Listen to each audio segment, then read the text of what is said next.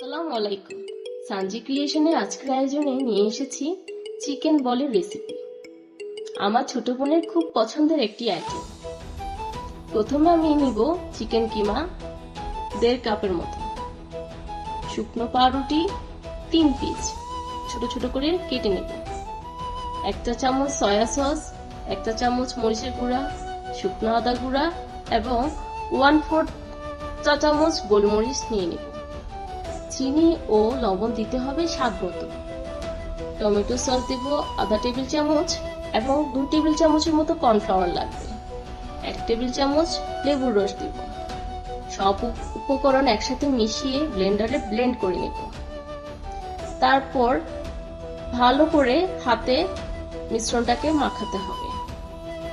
হাত পরিষ্কার করে হাতে সামান্য তেল দিয়ে মিশ্রণটা থেকে অল্প অল্প করে নিয়ে ছোট ছোট বলের আকৃতি দিতে হবে।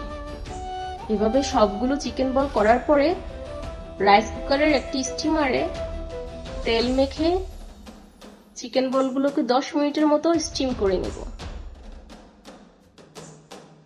চিকেন বলগুলো ঠান্ডা হয়ে আসলে আমরা পরিমাণ মতো গরম তেলে ভেজে নেব। গরম গরম পরিবেশন করা যায়। আবার কেউ চাইলে স্টিকি গেতে সিটির মতো করেও সার্ভ করতে পারে। আর বাকি চিকেন বলগুলো আপনারা এয়ারটাইট বক্সে করে ফ্রোজেন করে রাখতে পারেন ডিপ ফ্রিজে। বাসায় সবাই এটা অবশ্যই ট্রাই করতে পারে। সবাই খুব ভালো থাকবেন। আল্লাহ হাফেজ।